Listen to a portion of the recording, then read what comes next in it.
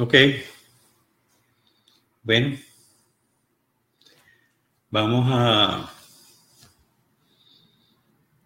a probar.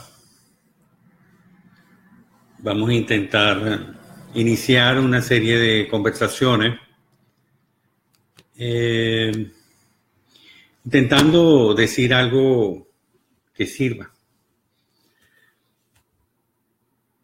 Estoy convencido de que no es fácil porque hoy en día todo el mundo habla, todo el mundo habla, todo el mundo opina y muy pocos pues desarrollan el arte de escuchar o entienden el significado profundo de lo que es una comunicación. Sabemos hablar, hablar, hablar, hablar, esperando que todos nos presten atención. Hace poco vi desarrollar la idea a Henry Corbera de lo que significa sentirse invisible. Me llamó mucho la atención porque creo que es un sentimiento común en los seres humanos, donde vivimos en una sociedad donde no somos nada. Y hacemos un esfuerzo extraordinario por hacernos sentir, por hacernos notar, porque nos presten atención. De hecho, creo que las personas que lo logran, pues, a veces ese es como han dedicado toda su vida a ese logro, cuando debería ser algo mucho más natural el poder sentirnos como seres humanos. Pero vivimos en una sociedad extraña donde aparentemente eso no es fácil, ¿no? Pero ocurre algo que la gente está como hoy en día saturada de información. Este asunto del Internet ha hecho que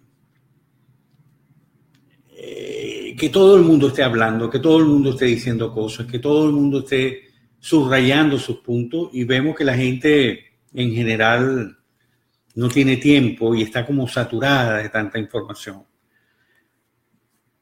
Antiguamente tengo la idea de que esa era la función de los maestros, ¿no? Un maestro es una persona que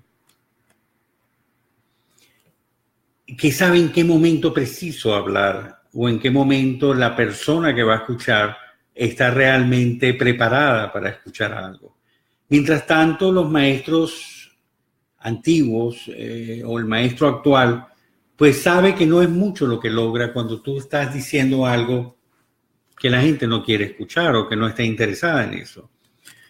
En ese sentido, me llamó mucho la atención haber conocido la figura de Carl Rogers en el año 54. Él se dirigió, creo que fue en Harvard, donde él era un profesor, un académico, y él desarrolló su tesis de que él había perdido el deseo de enseñar y explicó y desarrolló su tema. En esa época él no fue entendido, la gente se paró, lo dejaron solo en auditorio, pero él expuso una tesis muy interesante que él decía que la educación tenía que centrarse en una pregunta.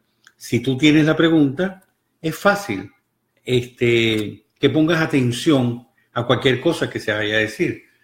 Pero si uno no tiene formulada la pregunta, es inútil que el maestro trate de expresar algo que al otro le parece importante. Esa fue la conclusión a que él llegó y escribió sobre eso. Él tiene un libro famoso que se llama Ser Persona, donde desarrolla toda su tesis, ¿no? A mí me parece muy interesante. También en el budismo aparece la imagen de que un maestro llama a un discípulo y le pregunta si puede llenar una jarra que él tiene llena de agua, ¿no? El discípulo ve la jarra y dice, caramba, ¿qué será lo que me está pidiendo? Entonces trataba de echarle agua y veía que todo el agua se esparcía, hasta hacerle entender que la única manera de echarle agua a esa jarra es vaciando el agua, ¿no? Ese proceso de vaciado en los seres humanos no es fácil. Se lleva a veces una vida tratando de entender que mucho conocimiento que hemos acumulado, que muchas cosas que nos han parecido importantes, no son tales. Me acuerdo la idea Bueno, lo he visto en varias ocasiones, ¿no? Cuando uno se acerca a un maestro, por ejemplo, eh, cuando en una ocasión nos acercamos a un maestro de la India, vimos que la mayoría de las personas agarran las cosas que dice ese maestro y tratan de meterlas dentro de la maleta de conocimientos que ya uno tiene. Entonces uno trata de entender eso de esa forma y uno ve que así es muy difícil de uno captar algo, porque realmente hay que experimentar ese vaciado y llegar a un punto donde reconocer que toda la información que hemos traído nos pudo haber servido para llegar hasta ahí, pero llega un momento que para poder entender otra cosa se requiere experimentar ese vaciado para uno saber qué es lo que realmente, cuál es la enseñanza o la nueva enseñanza. Del resto se hace muy penoso, muy difícil, y uno cree entenderlo. Cuando uno agrega esto y lo mete dentro de esto, uno cree, ah, no, ya yo entendí esto, y realmente no es así. Otro aspecto importante también fue cuando leí las obras de Castañeda, Carlos Castañeda, cuando él, después de un gran esfuerzo, pues logra culminar su primera obra, su primer libro de la serie de libros que él hizo. Él se lo lleva muy orgulloso para mostrárselo a don Juan, y don Juan, pues, lo ve con bastante escepticismo, ¿no? Le dice, ¿qué crees tú que lo que tú has hecho, ¿no? Entonces le parecía muy importante que él habría logrado transcribir, había logrado ordenar toda una serie de anotaciones que él había hecho mientras conversaba con don Juan, que vendría siendo como el maestro, ¿no? Y don Juan le dijo muy claro, ¿no? O sea, de eso no sirve para nada, porque esos libros, para ser entendidos, se requiere que el individuo haya acumulado poder personal. Fue la primera vez que me llamó la atención eso, ¿no? Yo digo, oye, qué interesante. Se requiere cierto nivel de poder interno, de poder personal, haber acumulado cierto nivel de energía para que ciertas cosas o cierto conocimiento pueda ser asimilado o pueda ser internalizado, ¿no? Del resto, uno lo que está haciendo es meter información en un pote, que a la larga sigue saturado. Entonces, luego va a aparecer, fíjense, la figura del Bhagavad Gita, que también es un libro que me llama mucho la atención haberlo conocido de joven, cuando se dice, el Bhagavad Gita, el escenario es una guerra, donde hay un bando de un lado, un bando del otro, y en el medio está uno de los guerreros principales con la figura de Krishna, que es el avatar de esa época, ¿no? Krishna va a encontrar en Arjuna un momento de desesperación cuando él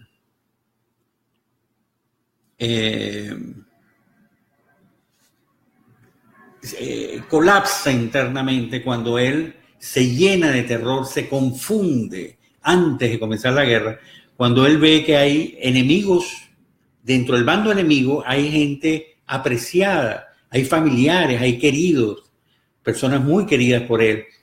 Y del otro bando, pues igual. Entonces él dice, caramba, esto va a ser un desastre. Y él es como si en ese momento no entiende qué es lo que está sucediendo y se confunde. Tira el arco y le entra en escalofríos, comienza a sudar frío. Entonces cuando Krishna se voltea, se revela quién es él y comienza a hablarle y a enseñarlo. Y lo logra levantar de ese estado de ánimo y le logra establecer el sentido y la dirección de todo lo que está sucediendo en ese momento. Entonces el Gita pasa a ser un libro importante, está considerado entre los 5 libros más importantes de la humanidad. Y es esa revelación, ese conocimiento que le va a transmitir Krishna en ese momento.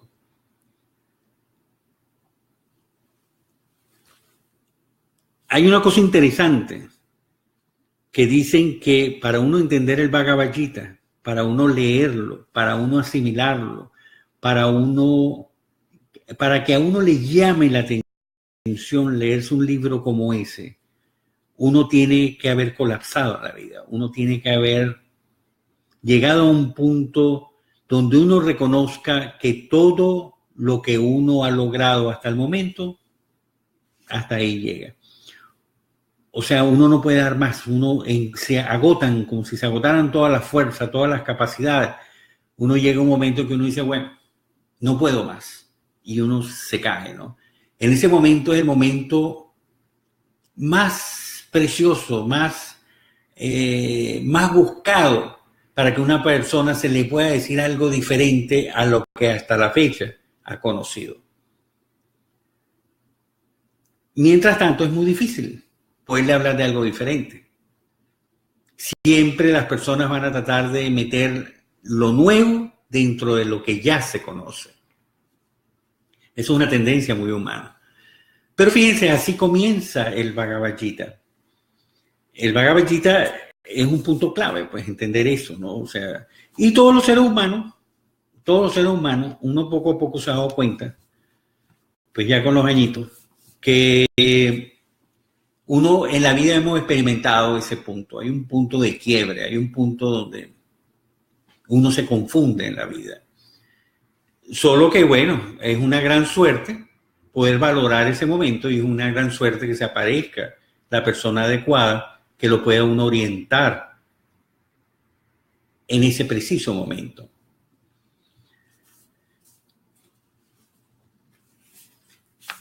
Hay algo que ha sucedido en este momento, en la actualidad,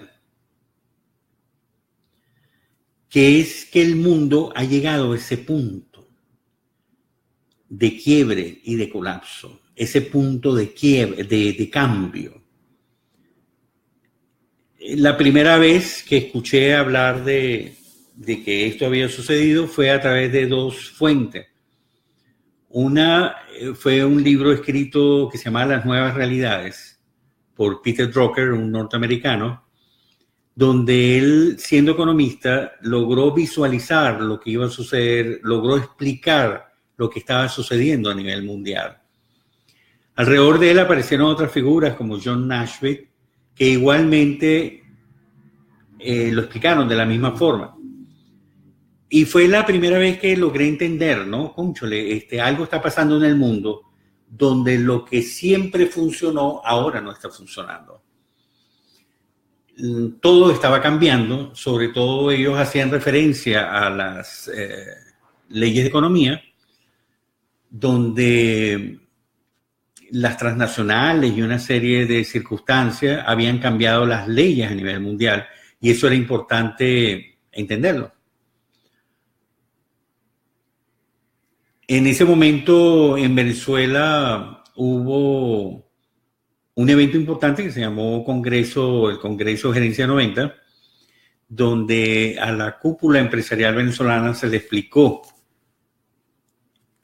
eso precisamente. Peter Drucker fue una de las personas que intervino, hubo una serie de ponencias fantásticas todas, donde se le explicaba, y fue la primera vez que yo lo entendí. Yo hasta ese momento creo que pudiera decir, como mucho, tendría una visión nacional de la vida, pero yo creo que ni nacional, una visión local, una visión del entorno en que uno está. Pero uno no logra ver más allá. Esa información no la tienen los seres humanos comunes y corrientes, pues. En Gerencia 90 fue la primera vez que tú comienzas a entender lo que está pasando aquí, lo que está pasando allá, lo que está pasando acá, cómo repercute eso dentro de esa globalidad, y uno dice, caramba, imagínate, uno se queda impresionado con todo eso. Déjame ver, son las 11. Ok. Para mí fue una novedad, para mí fue algo muy interesante a considerar, porque había que entender que algo que había funcionado hasta el presente, de ahí en adelante ya no estaba funcionando más. Hay que entender más o menos los acontecimientos históricos. Estaba colapsando la Unión Soviética. Imagínense, todo una nación entera se quebraba en pedazos y había muchas maneras de interpretar eso. Unas era declarar como vencedor a Occidente y creer que había ganado este lado del mundo.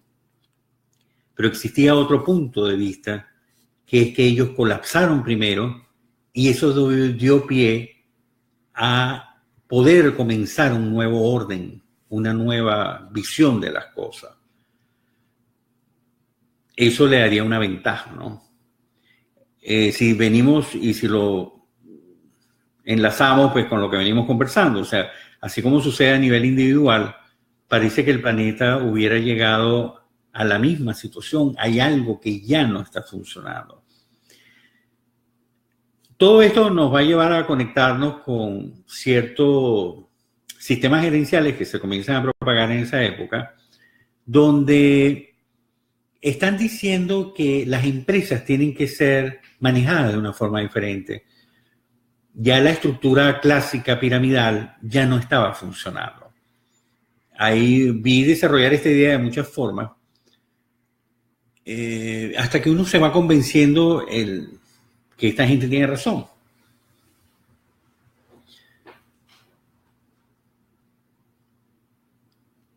El por qué la estructura piramidal no funciona más, lo vi desarrollado inclusive hasta por Virginia Satir, una psicóloga clínica de Palo Alto, California, cuando ella explica el fenómeno que se va dando del cambio de la familia, de la estructura familiar, de la familia antigua, de la familia que vivía en el campo, de la familia que mantenía a todo el núcleo familiar durante gran parte de la vida, donde los abuelos, donde los tíos ayudaban a criar a las nuevas generaciones, donde todos formaban parte de una unidad, y poco a poco la era industrial va cambiando el sistema, ¿no? Entonces la gente va abandonando la casa muy joven, se van a buscar mejores sitios de trabajo, se va resquebrajando esa estructura.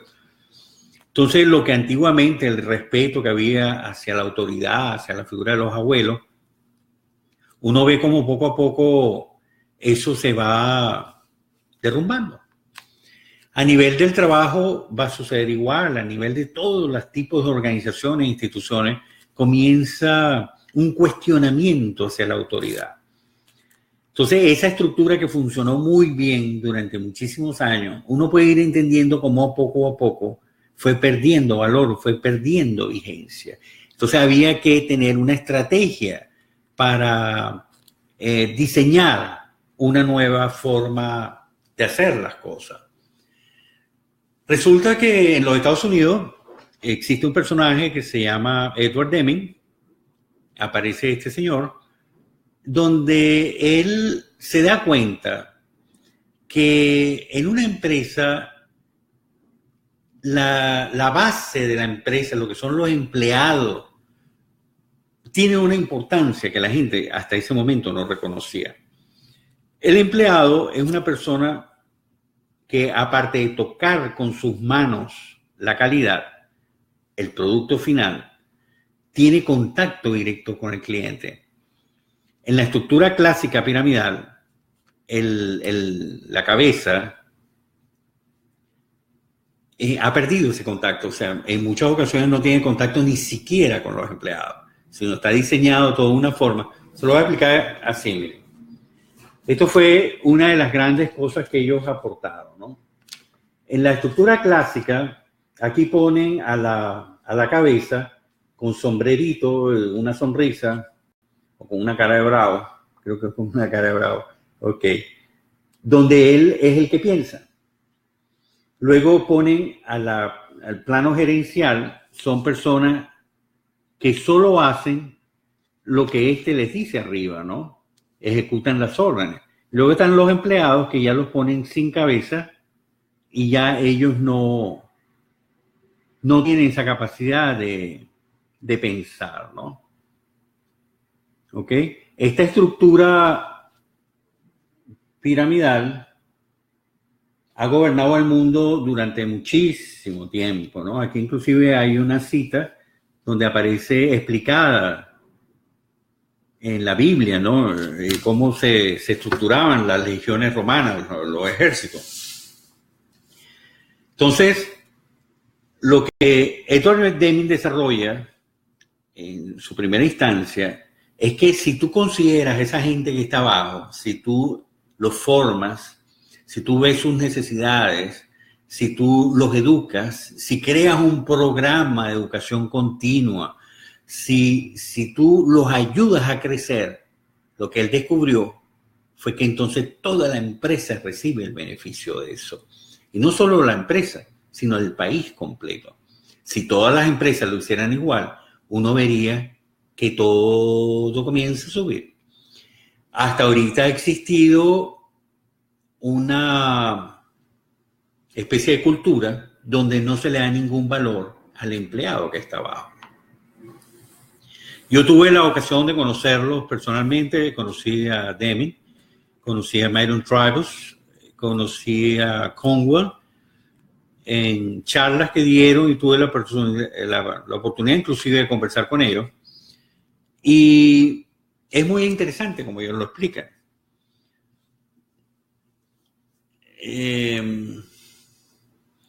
Ellos dicen que el que está arriba, de alguna manera, no le interesa saber, conocer la verdad.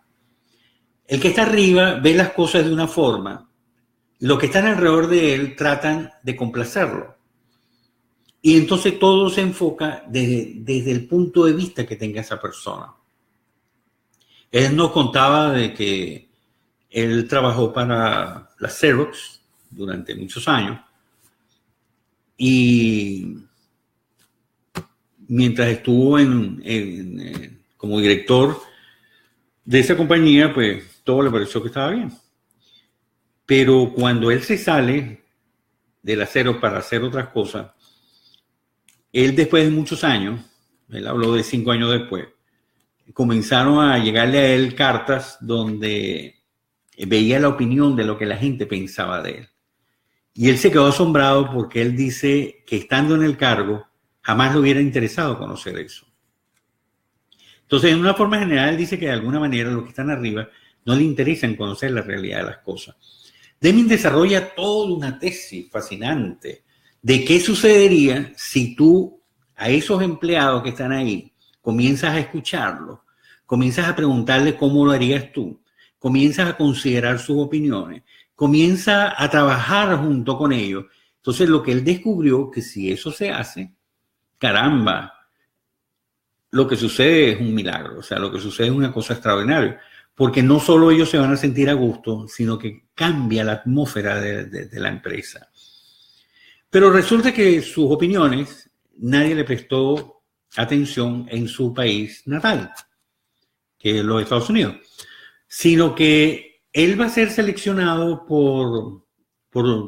bueno, Truman, después de la Segunda Guerra Mundial, escoge a MacArthur y le dice, bueno, MacArthur, tú vas a ir a Japón porque me vas a hacer un censo para rearmar de nuevo, reestructurar a Japón. Bueno, le da una serie de indicaciones cómo tenía que hacer el censo, pero él le dice, bueno, escoge a un equipo, ¿no? En ese equipo va a estar Deming, va a estar Myron Tribus, van a ver, él escogió 6 personas, ¿no? Y con esas 6 personas se van a Japón. Es muy interesante la historia que ellos comentan. Yo la escuché pues narrada por Myron Tribus. Y en esa historia ellos dicen que ellos llegan a Japón y ven un pueblo totalmente devastado. Imagínate, estamos hablando después de la Segunda Guerra Mundial. O sea, habían tirado una bomba atómica, el pueblo estaba desmoralizado, habían humillado la figura del emperador, cantidad de samuráis se habían suicidado, se habían quitado la vida, y el drama era terrible, o sea, peor no pudiera estar. Me llamó la atención que mientras describían la situación que estaba en Japón, hubo una persona, una mujer, que se levantó y dijo, caramba, qué curioso, usted está hablando de la misma situación que tenemos nosotros en Venezuela. Y estoy hablando antes que apareciera el desastre que vino después, ¿no? Pero me llamó mucho la atención porque ese era el punto de partida, ese es el colapso del que estamos hablando. O sea, Japón se encontraba colapsada en ese momento. Va a aparecer la figura de este grupo de americanos y comienzan a hablar con los japoneses y se dan cuenta, digo, los japoneses vieron en ellos como si fueran los dioses que estuvieran hablando y que venían a decirle cómo se hacían las cosas, ¿no? Japón veía a los Estados Unidos como un país extraordinariamente grande y esta gente eran como los genios de allá que venían a indicarles cómo salir de abajo. Pero tuvieron esa peculiaridad que los escucharon. De todos ellos hay un personaje que se llama Kaoru Ichikawa que escucha hablar a Deming y dice, concho, me parece interesante lo que usted está diciendo. Y hace una reunión en la Cámara de Comercio de Japón y pone a todas las personas a escuchar lo que él decía, ¿no? Después de ahí, hay un grupo de empresarios que aceptan recibir un primer taller, ¿no? Ese grupo se tomaron una fotografía y esa fotografía hoy en día es historia porque ahí está lo que es la Sony, Mitsubishi, la Toyota, todos esos personajes estaban ahí que van a escuchar y van a poner en práctica lo que Deming estaba diciendo.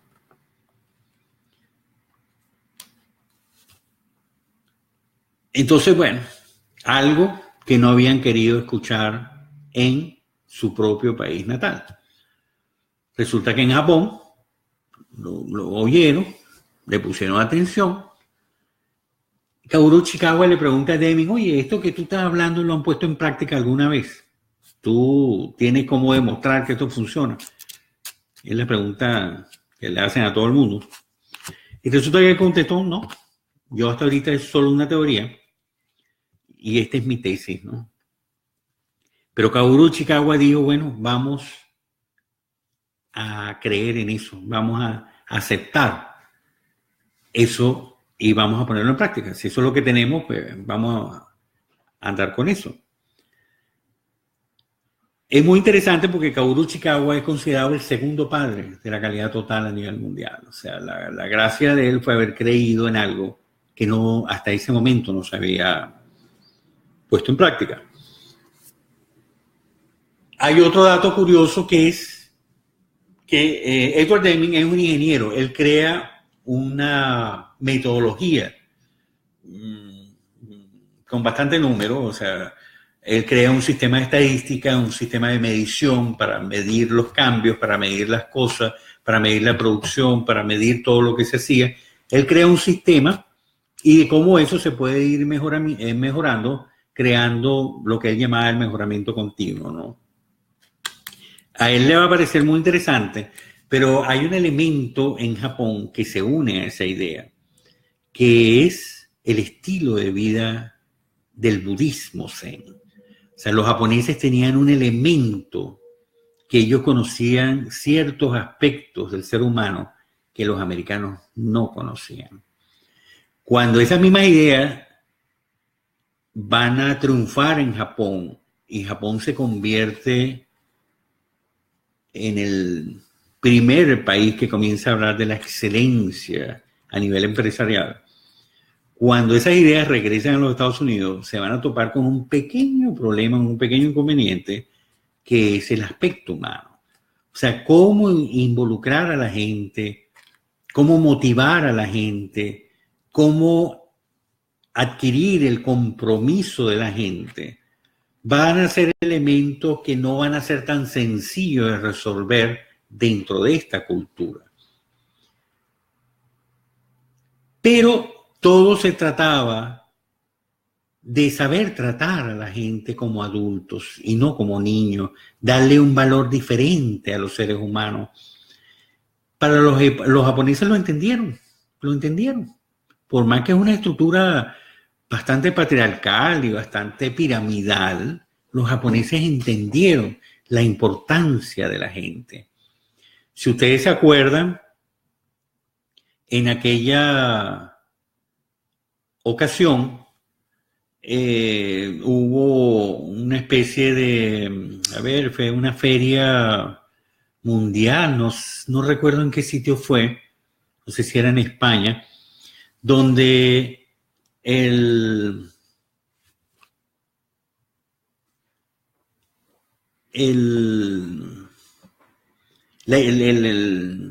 ¿cómo se llama? El Expo de Japón, el lugar donde estaba la parte de Japón, ellos les quisieron transmitir al mundo pues un mensaje, y entonces en la entrada colocaron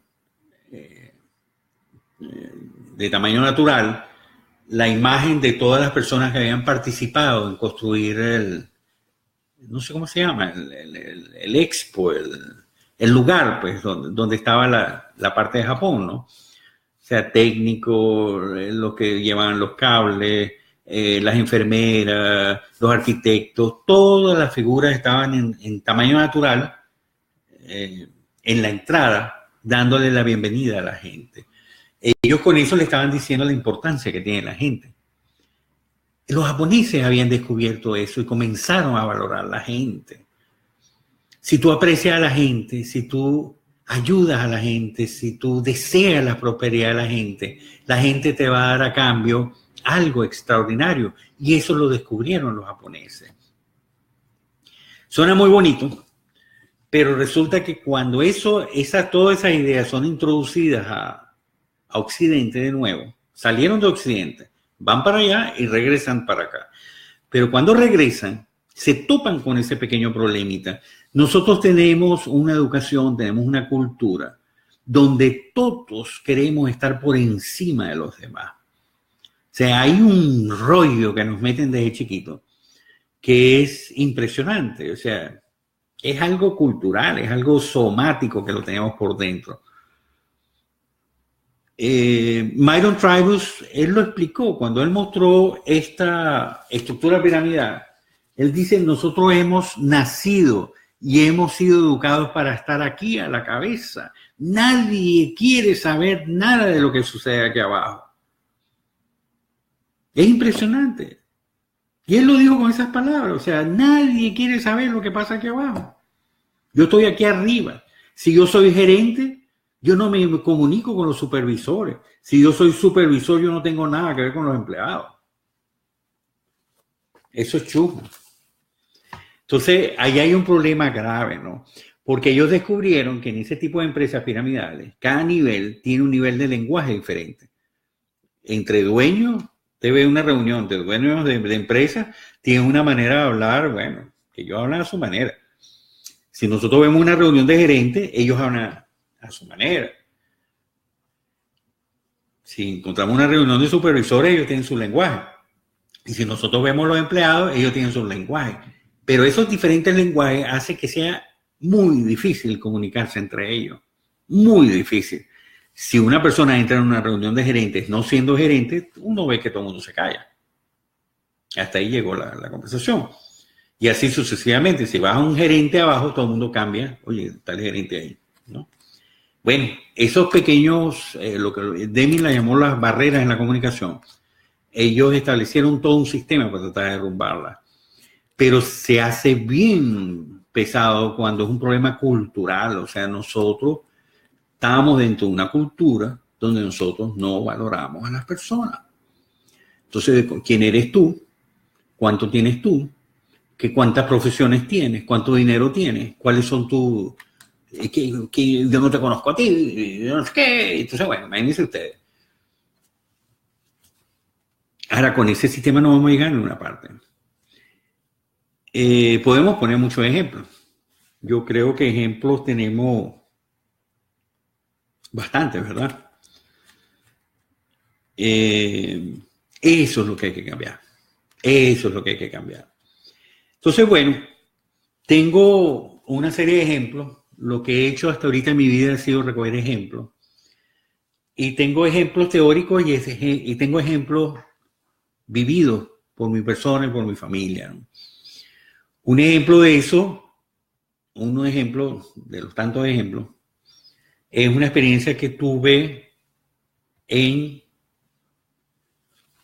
Venezuela. Yo, igual que todos ustedes, con la misma mentalidad de todos, con los mismos efectos de todos, un buen día hubo un accidente en mi familia donde mi hermana mayor, yéndonos a visitar en una Semana Santa, su hija fue atropellada por un carro. Ese es el colapso al que yo me refiero. O sea, algo tiene que pasar en la vida de las personas que te quiebren y que te bajen de esa nube donde estás. Eso sucedió en mi vida. Y yo me derrumbé. Yo no pude soportar ese dolor. O sea, era demasiado fuerte. No estábamos preparados para eso.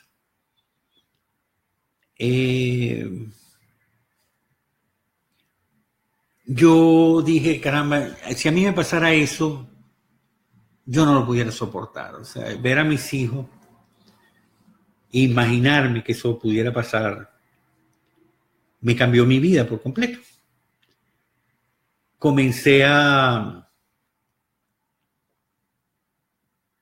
Una de las primeras decisiones que hubo fue, nosotros vivíamos en una finca en San Cristóbal y fue reunir a todos los niños de la comunidad. Y comencé a tener actividades con ellos.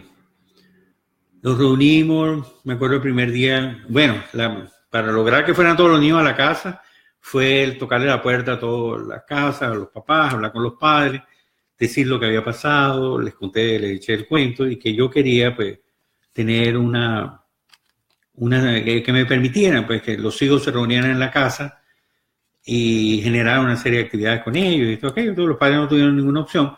Ellos tenían una visión nuestra positiva, éramos diferentes, éramos citadinos, y entonces, bueno, ellos dirían, bueno, debe ser por algo bueno.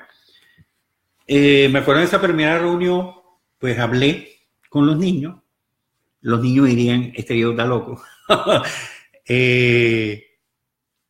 Pero los niños no tenían nada que hacer y comenzaron a ir. Luego comenzaron actividades. Al principio,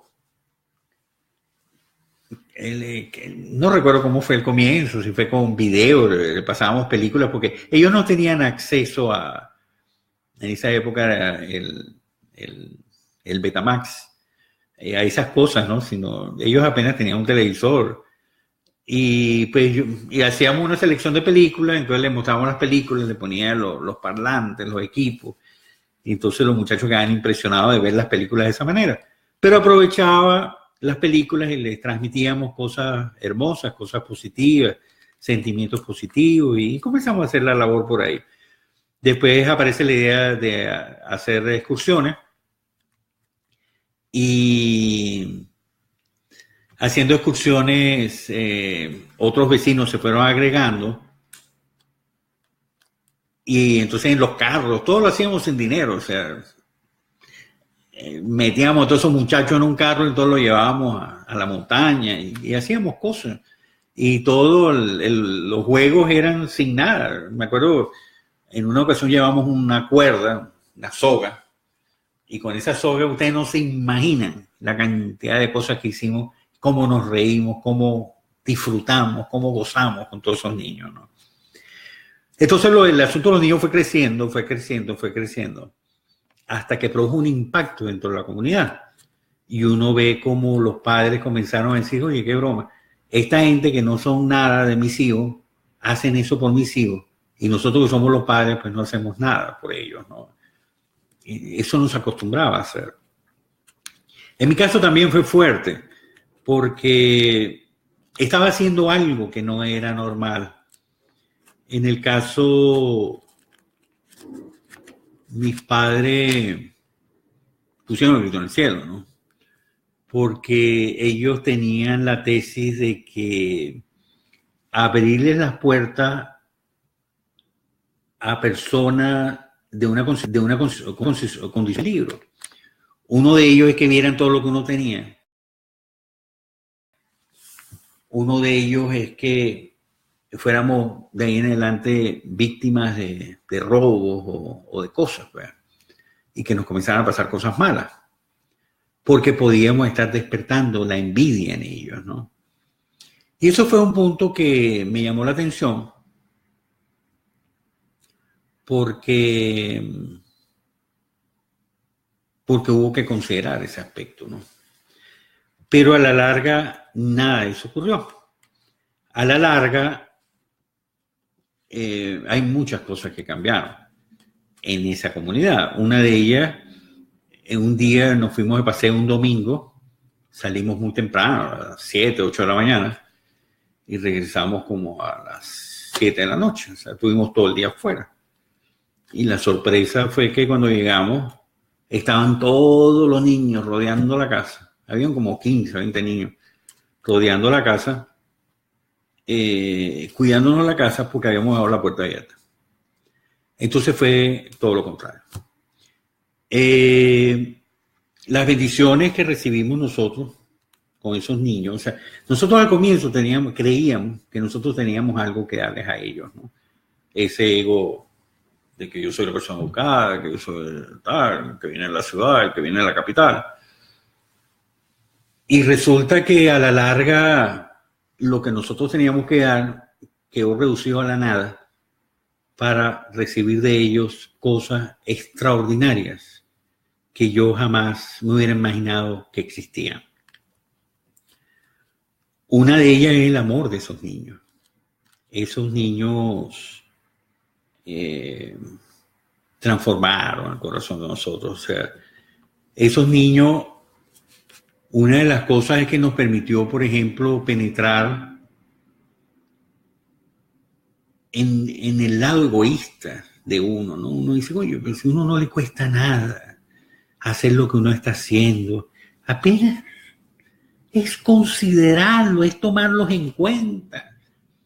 No es que le estemos dando algo del otro mundo, era lo más mínimo. Entonces uno decía, pero ¿cómo es posible que los seres humanos, nosotros, podamos ser tan egoístas, tan egoístas? ¿Qué forma de...? Hemos desarrollado una vida extraordinariamente egoísta y aislados, todo el mundo encerrado en sus casas. En cambio, esos niños a nosotros nos llenaron el hogar de bendiciones. Entonces, ese mismo principio, porque pudiera hablarles y hablarles de muchas cosas que sucedieron, fueron casi 3, 4 años que duramos en eso, ¿no? Hasta que esos niños comenzaron a crecer y dijimos, bueno, hasta aquí llegó la cosa. Lo otro era seguir atado a un rol mecánicamente, ¿no? Pero nosotros vivimos el momento, aprendimos muchas cosas. Pero hubo un momento que ya hubo que dejarlo. Pero esos niños, uno aprendió muchas cosas, ¿no? Si ese mismo principio de considerar y tratar a la gente, de hacerlo de una manera desinteresada, uno lo pudiera hacer a nivel de empresa, a nivel del trabajo. Si los que tienen más recursos, más capacidad, pudieran darle algo más a la gente como persona, visitarlos en sus hogares, conocer su familia, la mamá, la esposa, a los hijos, ver qué necesidades tienen. Hay tantas cosas tan sencillas que se pudieran hacer, porque todo el mundo dice, no, eso no se puede hacer, que no sé qué, que no sé qué, que no sé qué, que eso es dinero. Muchas cosas sin dinero. Muchas cosas se pueden hacer sin dinero. es impresionante. Pero lo que uno recibiría a cambio fue lo que los japoneses descubrieron, que es un cambio en la atmósfera laboral, un cambio en la manera de hacer las cosas. Bueno, yo todo esto se lo estoy diciendo como una introducción a algo que quiero plantearle. Pero vamos a dejar eso para una próxima ocasión para ver si esto sirve, a qué puede hacer. Yo no tengo ninguna experiencia en esto, o sea, hasta ahorita tengo una sola visita ahí, que es mi hijo que está por allá pendiente de lo que estoy haciendo.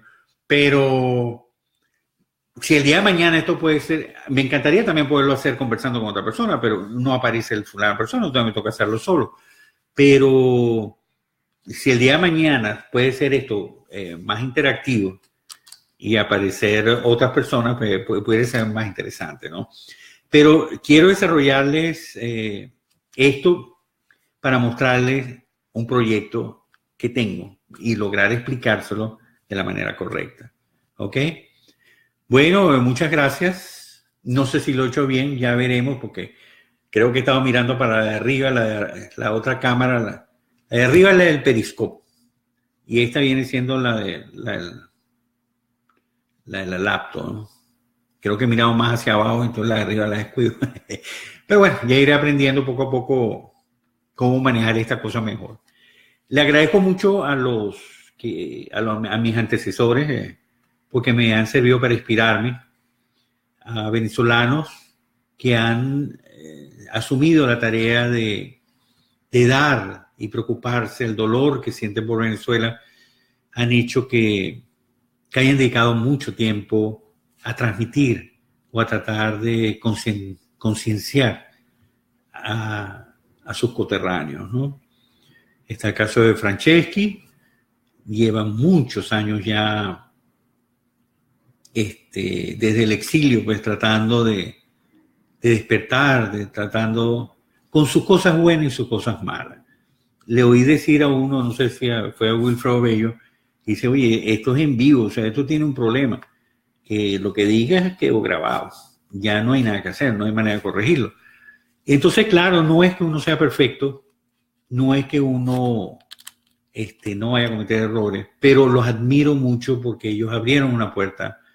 El otro Izaguirre, y hay tantos otros que se han tomado muy en serio el asunto de dirigirse a los venezolanos, dirigirse al mundo y tratar de transmitir lo que uno considera que es importante.